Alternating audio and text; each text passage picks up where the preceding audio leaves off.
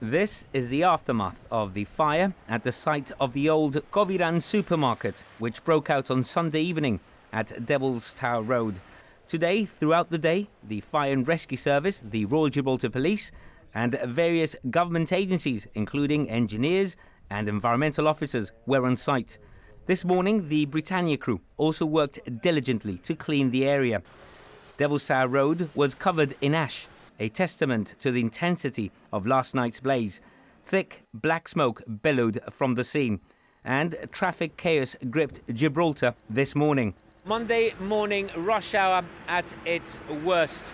Devil's Tower Road has been partially closed, with all traffic circulating on the westbound carriageway. There's a contraflow in operation from the Holiday Inn to the Sundial to cater for the dual carriageway. The runway had been temporarily reopened overnight to divert traffic as Devil's Tower Road remained closed. However, just before rush hour this morning, the Ministry of Defence closed the runway to vehicles. Devil's Tower Road was partially reopened, with the westbound carriageway accommodating traffic in both directions. It led to long tailbacks, stretching all the way to the Cepsa petrol station near the East Gate at the frontier. Commuters reported delays of up to an hour by 8:30 a.m. Traffic extended into the east side, with gridlock across town. After rush hour, the MOD reopened the runway to ease the congestion.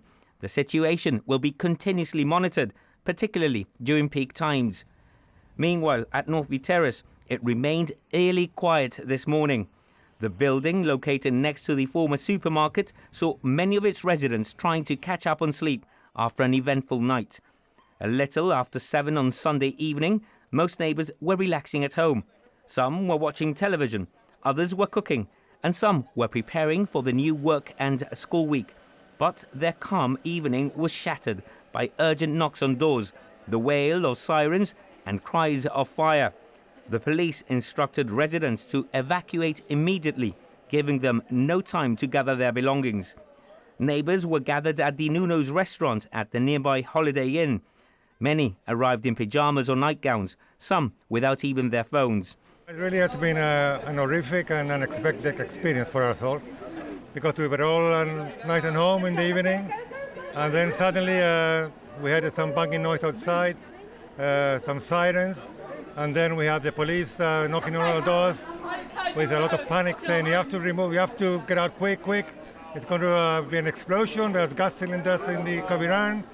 So just imagine the panic everybody had on their hearts, and we just got whatever we had in hand, closed the doors and made a run for it, really. So you believe perhaps the site is not secure? ¿Por qué dice eso? What do you see? It's obvious because in the TikTok we had these 4 kids that got in. Not that they are to blame, but it's obvious that people are getting in. So there's social media videos which show people going in and out of that building. So you believe as the next door neighbours that perhaps the building is not secure enough, no? At all. No. At all. There's nobody there keeping charge to see if anybody's going in or out. The night wore on with visits from the Chief Minister, the Minister for Civil Contingencies, Leslie Brusson, and Minister Christian Santos. The neighbours were offered accommodation at the retreat centre for the night. The retreat centre is available if you go in your houses and they're full of smoke or they're smoke locked or something, you're able to go up to the retreat centre. Right now, from what I understand, no one wants to leave right now to go to the retreat centre. Am I correct? But all of them opted to stay and wait. Meanwhile, the Fire and Rescue Service continued battling the blaze. Overnight, they had to recall additional crew and eventually sought assistance from the airport and rescue service. Their 2 new fire tenders equipped with an aerial platform proved invaluable in the fight. It took 35 firefighters, both on site and at the station, nearly 4 hours to manage and extinguish the fire, which reignited several times. Currently, as you can see from the site, the fire has been extinguished. There's very little smoke or steam emanating from the building. During its worst time, the smoke was emanating through the rooftop and the openings, which were obviously because of the wind direction heading into Northview Terraces. So it was decided to evacuate those residents which are adjacent to the building. Luckily enough, there is an approximately 1.5 meter gap between the two buildings, so there was no fear of any fire affecting the building, but definitely the smoke. And no other buildings have been evacuated? No other building, only the ones adjacent to the Coviran. Throughout the night, thick plumes of black smoke filled the surrounding area, spreading across Gibraltar. It was heavy, thick and acrid. Firefighters worked in challenging conditions with limited visibility.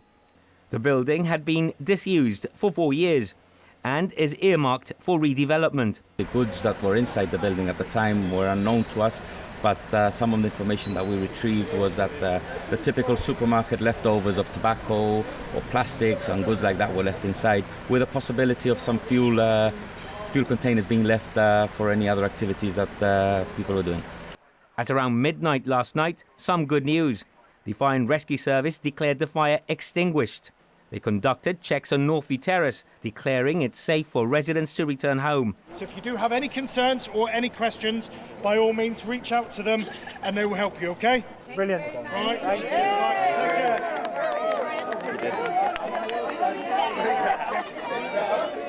However, the offer of accommodation at the retreat centre remained in case any of the homes were affected by smoke.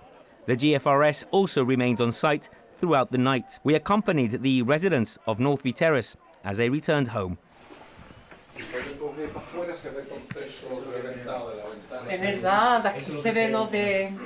At the moment, it looks fine. It was a bit stinky coming up the stairs. I thought it was going to be worse. Pero no se huele a humo inside. Nada. We closed everything. Luckily, I even took the laundry in because I just had a couple of items. So that was the thing that worried me. And all we got was our coats. My husband got his cigarettes and I got the phone. That was it. Pero mira, we thought this was going to be all black. Because you overlook Coviran supermarket. Yeah. You're above the roof level as well. You're on el piso third.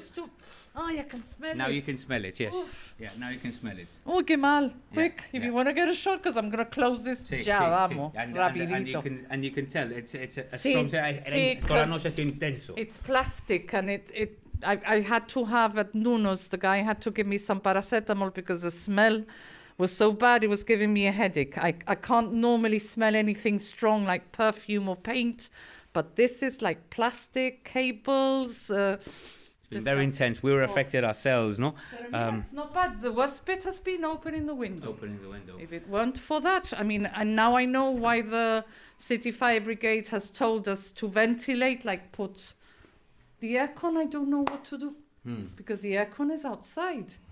Or is that air going to come inside if I switch it on? I don't know how they work. I'm not really that into aircons. But I think it's better if we just put the fan in the bedroom. I don't know how I'm going to ventilate the house without being able to open the window. But definitely that's a no-no because of stink. The Royal Gibraltar Police and the Fire and Rescue Service have both launched investigations today to determine the cause of the fire on Devil's Tower Road. This afternoon, it was confirmed that police have arrested 5 juveniles on suspicion of arson. The individuals involved include 3 15-year-olds, 1 13-year-old and a 12-year-old.